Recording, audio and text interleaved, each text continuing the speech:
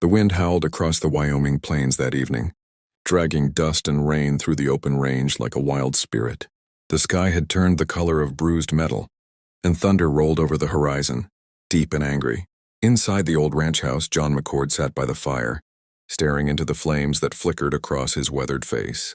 He had spent the day mending fences and feeding the horses, trying not to think about the empty space in his home and in his heart. It had been 5 years since his wife passed. 5 long years of silence broken only by the cry of coyotes and the creak of wind against the shutters. He had convinced himself he was content with solitude, until that knock came. It was faint at first, nearly drowned by the storm. Then louder, desperate. John rose, boots thudding against the wooden floor as he opened the door to a woman drenched in rain, her face pale, her lips trembling. "Please," she gasped. "Get inside first, then—" "I'll explain." Without hesitation, John pulled her in, slamming the door against the fury outside. Her dress clung to her, torn at the sleeve. Mud streaked across her legs. She was shaking uncontrollably. He wrapped a blanket around her shoulders and guided her to the fire. For a moment, neither spoke. The only sound was the crackling fire and the rain hammering against the roof. Then she whispered, "Thank you. I didn't know where else to go." John studied her cautiously. "You lost?" he asked. Her eyes darted to the window as if she feared something or someone out there. "I was being followed," she said softly. "Men on horses. I ran from them after they—" She stopped herself, shuddering. John clenched his jaw. "You're safe here," he assured her.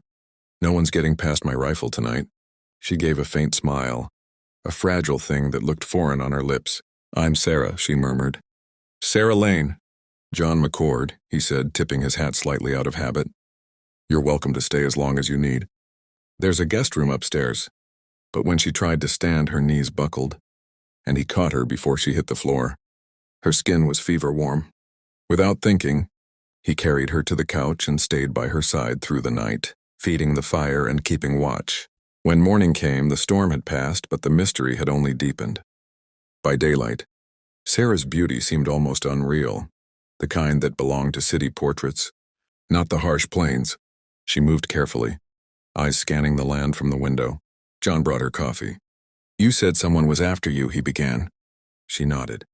"They want me back. I was forced to marry a man twice my age. I ran before the ceremony ended. He's rich, powerful. The men you saw? His hired guns." John's hands tightened around the coffee mug.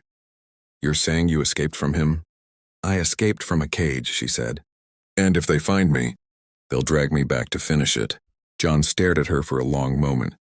He had lived his life by simple codes: hard work, honesty, protection of those in need. But this was different.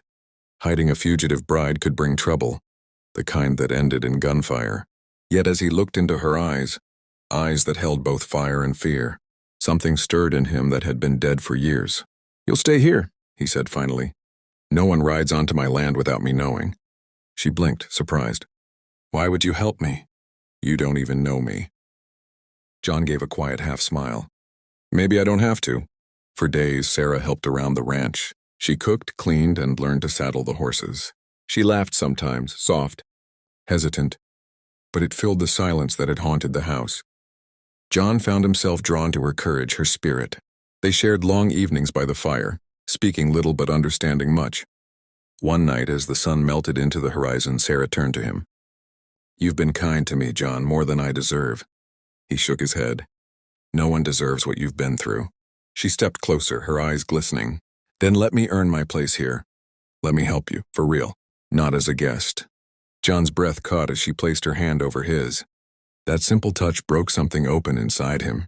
The walls he'd built since his wife's death began to crumble. For the first time in years, he wanted something, someone, again. But peace never lasts long in the West. 2 days later, he saw dust rising on the horizon. Riders. John watched the riders approach with narrowed eyes. 3 men, all armed. He recognized their kind. Bounty hands who smelled like whiskey and greed. Sarah stood on the porch behind him, fear freezing her breath. "They found me," she whispered. "Go inside," John ordered quietly. "And whatever happens, don't come out." She hesitated. "John—" "Go," he said firmly. "Now." As she disappeared into the house, John stepped off the porch, his rifle resting in the crook of his arm. The men slowed their horses, smirking. The lead rider, a scar running down his cheek, tipped his hat. "Evenin', rancher. We're looking for a runaway lady. Slim, brown hair, city accent. You seen her?" John's voice was calm. "Ain't seen anyone fit that description." The man grinned. "Funny. Folks in town said a woman came riding through this way last week. Rainy night. Headed toward your place." John's grip on the rifle tightened. "You calling me a liar?" The rider's grin faded. "I'm saying maybe you don't know who you're dealing with. That woman belongs to a man who doesn't like losing what's his." John took a step closer. "No woman belongs to any man." The words hung heavy in the air. The riders exchanged looks, hands inching toward their guns. The world went still. Even the wind seemed to hold its breath. Then, the draw, 3 shots cracked like thunder. When the dust cleared, only one man was left standing, John. He lowered his rifle slowly, chest heaving. The silence after gunfire is always the loudest sound in the world. He turned toward the house. Sarah stood in the doorway, tears running down her cheeks. "You killed for me," she whispered. "I protected what's mine," he said softly. She ran to him, wrapping her arms around him, trembling. "I don't deserve this. I don't deserve you." He tilted her chin up. "Maybe not. But maybe I need you more than I deserve peace." Days passed, and the bodies were buried beyond the ridge. The law came and went. No one pressed charges. Life returned to the ranch, but it was different now. The laughter was real. The loneliness gone. Sarah began to plant flowers near the porch, saying she wanted color in a land of dust. One morning, John woke to find her gone. Panic surged through him, until he stepped outside and saw her by the creek. Barefoot, smiling. She was wearing white, a simple cotton dress that shimmered in the sunlight. "What's all this?" he asked. She turned to him, eyes bright. "You saved my life, John. You gave me a home. I want to give you something back." He frowned, confused. "Me," she said simply. "All of me. If you'll have me." For a long moment he couldn't speak. Then in the quiet of that morning, with the wind whispering through the grass, he took her hand. "Sarah Lane," he said softly. "You already were mine, from the moment you told me to get inside first." She laughed through her tears and stepped closer. And there on that forgotten ranch under a vast western sky, a broken cowboy and a runaway. Bride found something neither of them thought they'd ever have again. A reason to live, to hope, to love. By sunset, when the light turned gold over the plains, they stood together on the porch. Husband and wife, not by law but by choice. And somewhere deep in the distance, thunder rolled again, not of a storm but a promise, that love, even after ruin, can find its way home.